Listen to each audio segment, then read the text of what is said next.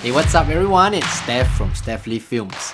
In all my years of working as a professional photographer and videographer, I've always been asked this question: how much do you charge? Of course, this is a very common question from clients since they need to know the cost, right? But I also get this particular same question from fellow professionals in the industry. And it's more like, Steph, how do you charge for this particular gig or event? And how to price my work correctly.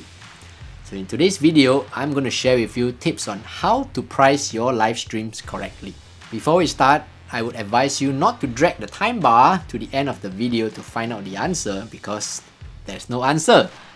In this video, I will talk about things that will make you think and the thought process to getting to the final stage where you know how to price your work correctly. If you want an instant answer to this question, maybe this video isn't for you. Now with that out of the way, let me share with you tip number 1. What is your per hour rate? Now everyone has a per hour rate, right? That they price their work on. Be it from a video editor to an animator, to a retail store personnel, or an office desk bound worker. So before you know how to price your live streams properly, make sure you've got your own per hour rate first. However, if you're just starting out and you don't have a fixed hourly rate for your professional work, you can start by giving yourself a few examples on how much you would want to earn from that particular job. Well, since I'm in the wedding industry, let me give you a good example. Say for example, a couple wants you to help take a 2-hour photo shoot and to deliver 50 photos. So a breakdown of this project. The actual shoot itself is 2 hours. Editing 50 photos will probably take you another 2 hours. So the total time taken for this project will be 4 hours. Say if you want to earn $400 from this project, then your charges will be $400 divided by 4, which is $100 per hour. So just assuming that this is your per hour rate. So $100 per hour rate in your head, you will have a rough idea on how to quote for future projects. Which leads us to tip number 2. What is the total work hours involved in the project? And in this example that I will talk about, live streams. Do take note of hidden work hours as well, because a lot of time people don't see these work hours, especially the client. They will say, wow, it's so expensive for an hour of live stream. You just set up your table, stream for an hour, and you charge me this XXX amount of dollars.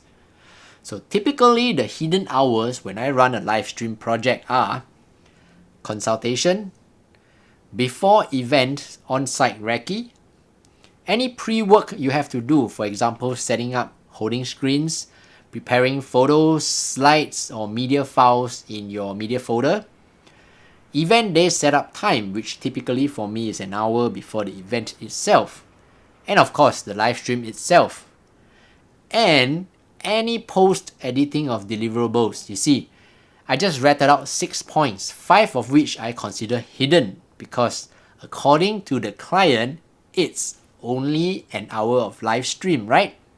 So, educate your client and they will know the amount of work that we're putting in for this hour of live stream. Tip number 3. Risk involved in every live stream event.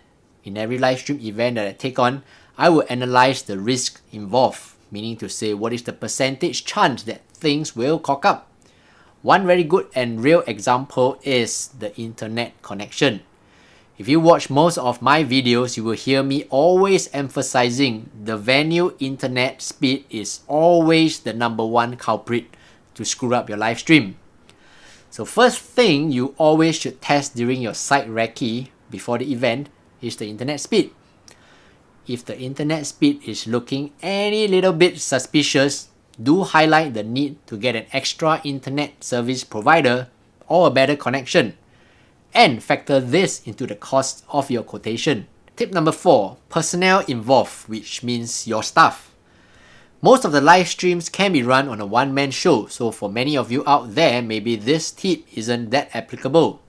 But for some projects, you may require an extra hand or two. For example, to help set up the lights and sound or carry the heavy equipment to the venue for setup and of course tearing down of the equipment after the event is done. This will be a cost to your earnings, so do remember to factor this in. For some quotes, you can add in as an additional service so it doesn't eat into your profits. Say for example, if the client wants professional lighting for the guest speaker and a proper sound system, that of course we have it, and you have to add it as extra personnel to handle professional light and sound in your quotation. Since usually this is a part-timer, it shouldn't be that costly. Tip number 5, any potential for referral or future jobs. This tip is actually for you to calculate your own discount to the client. For any job, usually the client will ask for a discount or a rebate. If you see the potential for more future jobs and even possible referrals from this particular client, then perhaps you can add in a small discount to the client to make them happy and of course hope for more future businesses. So now that we have 5 tips to take note of when pricing your live stream events, let us calculate how much should we charge based on our example of $100 per hourly rate. Consultation 1 hour, $100. On-site recce, half an hour, $50. Pre-event preparation for 1 hour, $100. Setup time for an hour, $100. Event time for 1 hour, $100. To deliver a copy of the live stream, half an hour, $50. Assuming no other personnel involved, so the total hours of work is 5 hours, which is $500. Giving a 10% discount of $50, the final quote to the customer, $450. So there you have it. I hope today's video of my own personal experience of how I charge my clients has given you a good idea of how to charge for your own live stream events as well as photo or video jobs. As not all live stream events are the same, but basically with this guideline to start with, you have a pretty rough idea of what are your potential earnings for any particular live stream project. And of course, not having the feeling of being undercharged for any event, or even worse, being accused of overcharging for a simple 1 hour live stream event. At the end of the day, we are running a business after all, right?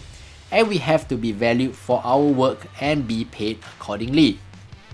Before I end this video, I would like to say it really means a lot to me if you found any of the information useful and if you can give this video a like. So it encourages me to continue making such educational and informative videos for you. On the other hand, if you dislike this video in any way, do let me know in the comments below so that I can work on my future video content to bring you something that you like. If you want to learn more about photography and videography or hear about any latest updates on my production, don't forget to subscribe and click on the notification bell. And of course, at the same time, check out 2 of my videos here. And as always, if you have any questions, please let me know.